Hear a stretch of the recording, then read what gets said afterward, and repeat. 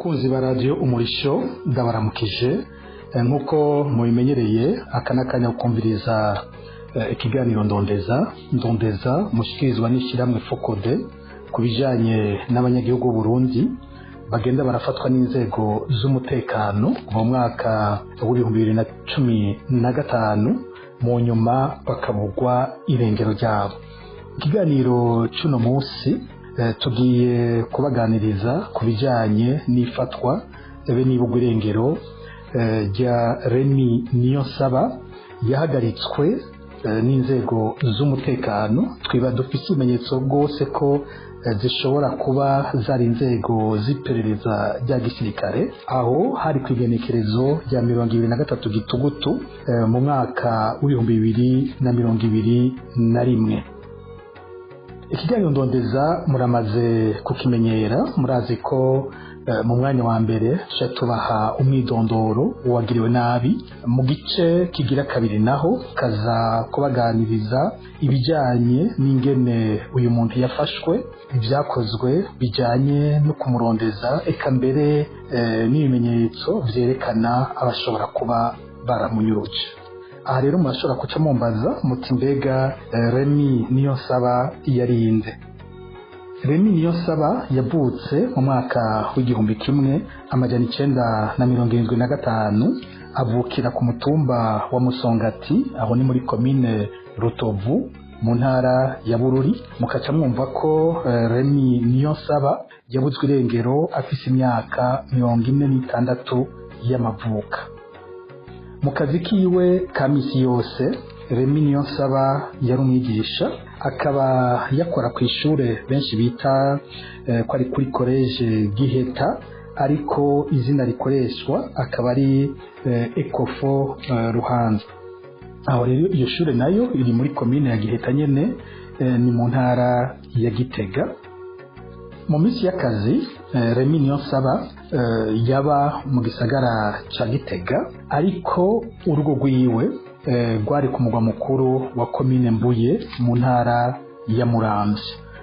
Yari serugo, yarafise abana, yari yubatse urugo rero rukaca ruba aho hafi imbere y'ibiro vya commune Mbuye, aho bita mu Kivoga. Murashobora kandi kumbaza ivyumviro vya politike vyo kwa Remy Niyonsaba, nkuko dusanzwe tubikora ku bantu bose bagenda barafatwa bakabugwa irengero ryabo. Turitwararika gose kumenya ivyumviro vya politike bari bafise. Hari benshi bakunze kutubaza impamvu yavyo, nuko abantu benshi banyurujwe kuva mu 2015 vyafatiye gose ku vyumviro vyabo vya politike, aho abarundi bigabuyemo imigwi mikuru, abari bashikikiye ikiringo ca gatatu c'umuhisi President Nkurunziza n'abatari bashigikiye ico kiringo, hakaca hongeramwo kubagabura hagati y'abashigikiye ubutegetsi bwa CNDD-FDD n'abafatwa ko batavuga rumwe n'ubwo butegetsi. Remy Niyonsaba ari mu mugwi w'abatavuga rumwe n'ubutegetsi bwa CNDD-FDD, mbere yafatwa ko ari mu badashigikiye ikiringo ca gatatu c'umuhisi President Nkurunziza. Ariko ico gihe aza kunyuruzwa, Remy Niyonsaba yari mu mugambwe wa CNL, akaba yarazwi gutyo nyene nk'utavuganwa n'ubutegetsi, akaba umunywanyi w'umugambwe CNL. Ikindi ngaha twokongerako nuko mu gihe kitari gito Remy Niyonsaba yamye yumva ko ubuzima bwiwe bubangamiwe. Yabayeho azi ko ashobora kunyuruzwa umwanya uwo ari wo wose. Aha mbere twamenyesha ko inyuruzwa ryiwe ryo muri Gitugutu mu 2021 ryabaye inyuruzwa rigira kabiri mu kiringo c'umwaka umwe gusa, kuko inyuruzwa ryiwe rya mbere ryari ryabaye mu kwezi kw'icenda mu 2020. Reka rero imbere yuko tuja ku bijanye n'ingene yanyurujwe hano mu 2021, tubanze tubibutse ivyari vyamubayeko muri Nyakanga mu 2020. Ico gihe hari kwigenekerezo rya 29 Nyakanga mu 2020, hari isaha 8 z'umurango. Ico gihe akaba yaravuye ku mirimo yiwe hamwe kuri rya shure twabwiye ko benshi bagita college Giheta, aho ni muri commune ya Giheta. Rero we na bagenzi we iyo bahejeje akazi kabo ko kwigisha barafise ukuntu baca baja kwibarabara ibarabara rya kaburimbo bagaheza bagategera imodoka ishobora kubajana ikabunguruza gushika mu gisagara cya Gitega. Uwo munsi rero niwe na bagenzi we bari bahagaze ngaho barindiriye imodoka yobunguruza. Niho ahisaha 8 baje babona haje imodoka yo mu bwoko bwa voiture Toyota TI yirabura ifise ibiyo bitabona. Iyo modoka iza yiruka iraheza ihagarara aho Remy Niyonsaba yarahagaze. Mu kanya isase abari muri iyo modoka bari bambaye impuzu z'igipolisi basimbira kuri Remy bamwinjiza muri ya modoka. Imodoka ikiva ngaho yiruka cyane umenga iteye itumbera mu gisagara cya Gitega. Amakuru twahavuye turonka mu nyuma avuga ko imodoka yagiye karengana igisagara cya Gitega, ariko Imana yakinze uwo munsi nuko Remy Niyonsaba yatabarijwe hakiri kare cyane. Biraca ku mbuga ngurukana bumenyi, na twebwe muri Focode turabironka, mbere turanabicisha ku mbuga zitandukanye cyane cyane ku rubuga rwa Facebook. Inkuru imaze kumenyekana ico gihe bica birakwira hose bishikira n'abategeka mu iperereza. Niho inkuru twumvise yoba yavuye kwa Remy Niyonsaba mu nyuma, nuko muri iyo modoka yarimwe bariko baramujana bitavye telefone, bakumva bavuga ati bya bintu byamenyekanye. Rero bariko baramujana ngo baca bahabwa itegeko ryo gukata, baraheza bamujana mu biro by'iperereza mu ntara ya Gitega. Aca ngaho mu nyuma bamumanukana mu gisagara cya Bujumbura hajya ku cyicaro gikuru cy'iperereza. Aha araheza arahapfungirwa indwi 2 abiwe batanabimenyeshejwe. Mu nyuma yungururizwa mu ibohero rikuru rya Mpimba. Mu Mpimba yahamaze amezi 6, hanyuma aritaba muri sentare iraheza iramweza, acarari kugwa mu kwezi kwa 3 mu 2021. No kuvuga ko aho hari hasigaye nk'amezi 6 kugira ngo asasubira kunyuruzwa ijya kabiri. Iryo rya kabiri rero niryo tugiye kumva muri kino kiganiro, muri kino gice kigira kabiri gihambaye cy'iki kiganiro. Twumva ingene inyuruzwa rya kabiri ryahavuye rigenda. Twamaze kuyabwira yanyurujwe ku igenekerezo rya 23 Gitugutu mu 2021. Amakuru dufise twakuye cyane cyane aho muri komine ya Mbuye mu ntara ya Muramvya, avuga ko umunsi Remy Niyonsaba anyuruzwa yari yiriwe muhiriwe, hanyuma hageze umugoroba aba nk'uwicaye ku irembo, mbere aranahava yegera abandi baba baratera inkuru. Abo bandi bari bahagaze imbere y'ibiro bya komine Mbuye. Imbere y'ibiro bya komine Mbuye naho ni ku metero zike cyane uvuye ku rugo rwa Remy Niyonsaba nkuko tubibwirwa nabo ngaho muri komine ya Mbuye. Uwo mugoroba rero ngo baratera inkuru kugira imenyerewe hatari hake, cyane cyane nko mu bakozi ba leta usanga ku mugoroba bashobora guhagarara hamwe bakaba baraganira utuntu n'utuntu. Amakuru twarose avuga ko nk'igihe cy'isaha 12:38 abandi bakavuga ati hari hatera kujya kuba isaha 1 y'ijoro.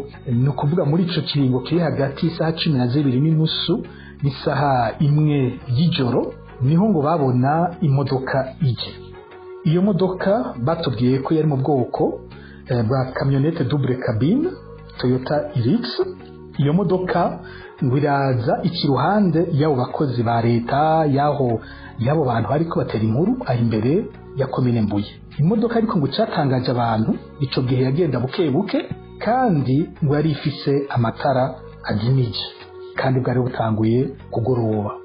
Iya modoka irarengana abo bantu itera itumbera ku kirabo cyaho bita kwa Desire. Ngo igeze aho hantu harabamwo umuntu muri iyo modoka, acatera amera nk'ugaruka amaja ku ikomine, araheza ahura n'umukuru w'umugambwe CNDD-FDD aho muri komine ya Mbuye. Batubwiye ko uyu mukuru w'umugambwe wa CNDD-FDD adasanzwe aba ngaho ku mugwa mukuru, ko asanzwe aba ahantu kure, ariko uwo mugoroba byari bitangaje nyene yari yagumye ngaho kandi akaba nk'uwagumye ari nka wenyene. Rero wa muntu avuye muri ya modoka atera aja kumuraba, abanza kumuramutsa, hanyuma asubira kuri ya modoka, ngo imodoka ikirakata itera igaruka hamwe imbere y'ibiro vya komine. Niho ihageze yacihagarara kandi hose yaguma igenda izimije amatara. Imodoka ngo ikivamwo abagabo 6. Abo bagabo 6 ngo barimwo bamwe bambaye impuzu za gisirikare n'abandi bari bambaye impuzu zisanzwe. Babagabo ngo baca basimbira kuri Remy Niyonsaba.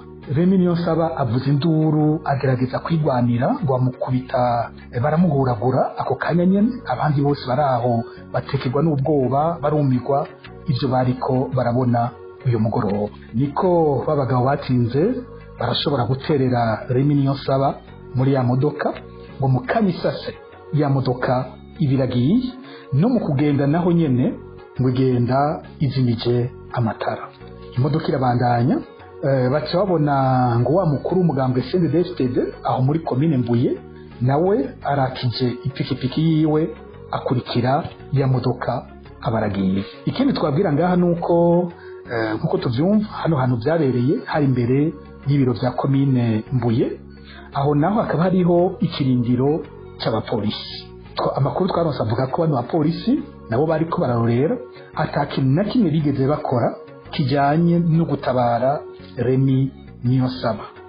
Ayandi makuru twaronse ico gihe yavuga ko imodoka yaciye aho bita kwabira imera nk'ihagaze gato. Ayo makuru akavuga ko baba baciye abari muri iyo babanza kuboha neza, baraboha Remy Niyonsaba ibona gusubira guhaguruka iragenda. Kuva ico gihe Remy Niyonsaba ntarigera asubira kuboneka. Tumaze kumva uko bino bintu vyagenze, vyadutumye twibaza nimba bino bintu bitakozwe n'iperereza rya gisirikare. Abo twaganiriye ntibashoboye kumenya neza aba bantu banyuruje Remy Niyonsaba abaribo, ariko ibimenyetso byose twumvamwo bihuye n'abandi bantu benshi cyane banyurujwe mu mwaka w'2021. Ibimenyetso bikuru ngaha twumvamwo nibihe. Ikimenyetso cya mbere ni imodoka yakoreshejwe mu kumunyuruza. Batubwiye ko ari imodoka camionette double cabine Toyota Hilux ifise ibiyo bitabona. Ikintu cyonyine twumvise gitandukanye n'ibyo twari tumenyereye nuko bavuze ko imodoka yoba yari yirabura. Iki rero cyaradutangaje kuko ahandi abantu dufise banyurujwe n'iperereza ry'igisirikare mu 2021 hakoreshwa imodoka yera ifise utuntu tuturongo tumeze nk'udutukura ku ruhande. Ntitwashoboye kumenya ko bano bantu bavuga ko imodoka yoba yari yirabura kubera ko byakozwe butanguye kwira kandi imodoka ikaba yagenda izimije amatara. Muri ico gihe ntituzi ko imodoka ishobora kuba yari yera, mugabo abaraho ibyo ariko biraba kubera ko byari biteye ubwoba bakaba batashoboye kuraba neza ibara ry'iyo modoka. Twibagije ko ico naco bishoboka. Ikindi twibagijeho gishoboka nuko hoba hakoreshejwe iyindi modoka itandukanye yari yagiye irakoreshwa mu kunyuruza abantu mu iperereza ry'igisirikare. Narijya uwo mugoroba muravyibuka mu bindi biganiro twabahaye, hari abandi bantu benshi banyurujwe uwo munsi ku mugwa mukuru w'intara ya Kayanza. Muri bako twabwiye abantu bashika 4 bari mu witwa Gaspard Havyarimana na bagenzi we banyurujwe ku mugwa mukuru w'intara ya Kayanza kandi bakaba banyurujwe n'iperereza rya gisirikare.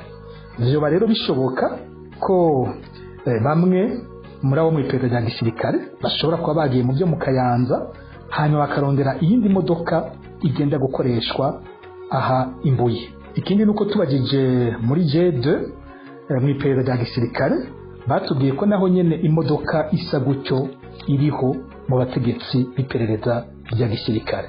Aha rero dushobora kwemeza neza kwibara by'ukuri ari byirabura nuko baba baribeshe, nuko kandi hoba hakoreshejwe iyindi modoka. Ikimenyetso kigira kabiri kijanye n'abandi banyurujwe muri 2021 bituma twaza ko iperereza ry'igisirikare nuko abaje kumunyuruza harimwo abambaye impuzu z'igisirikare.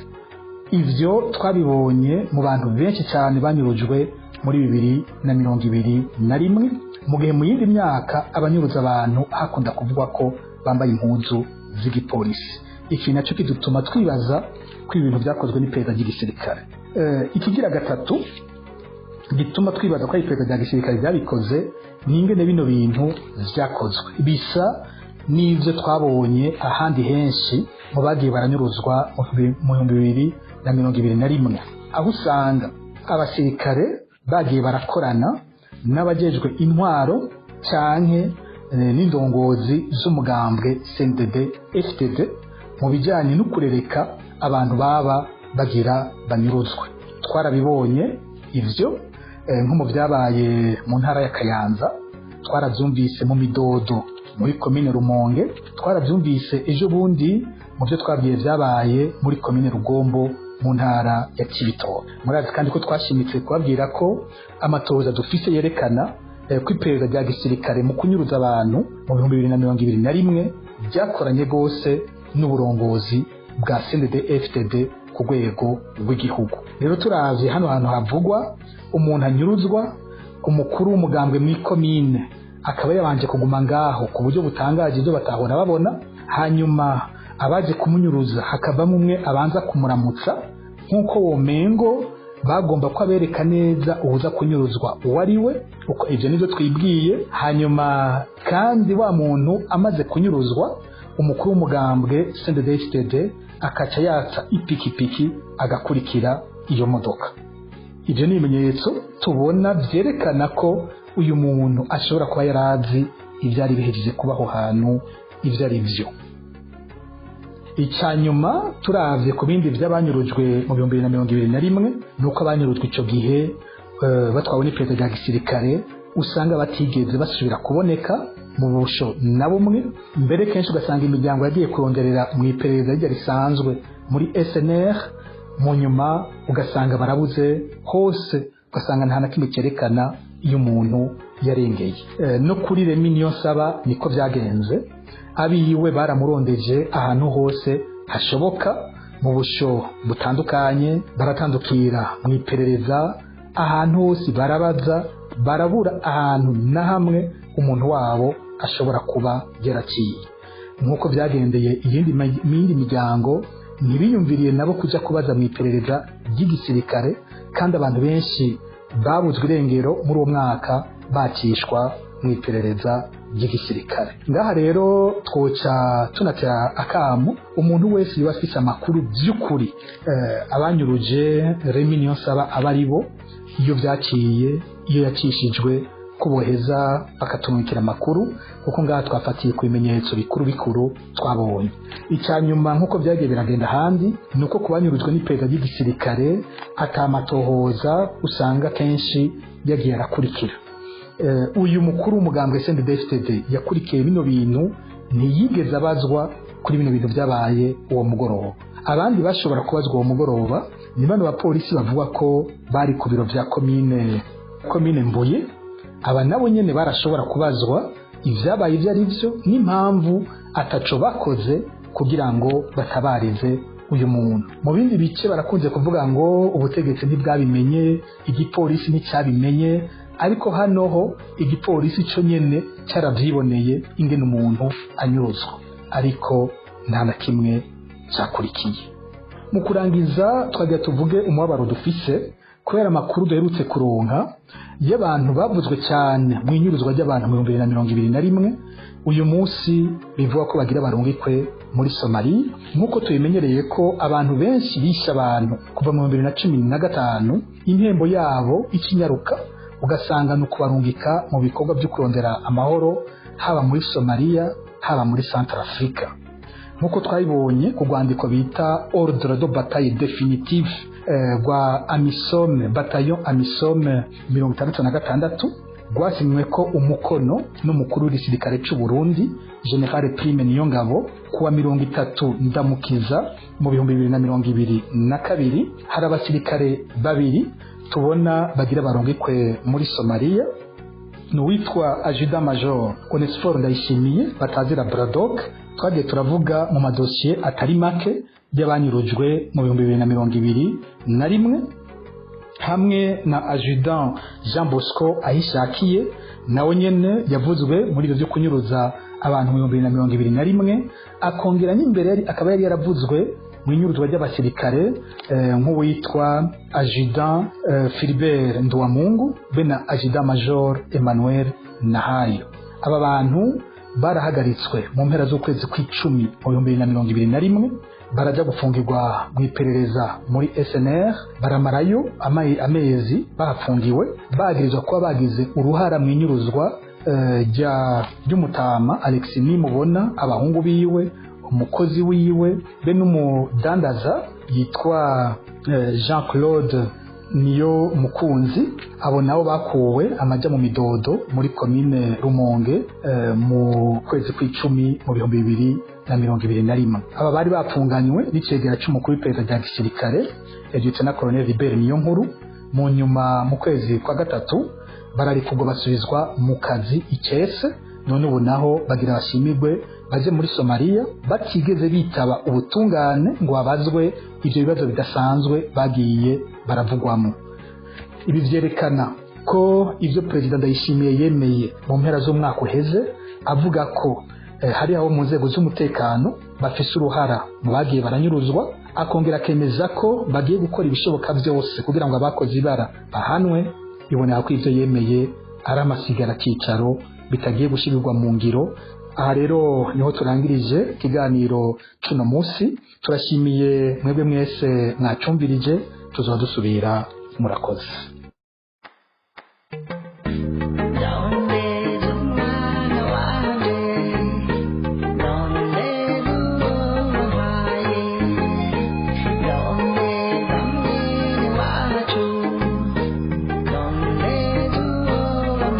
Shame.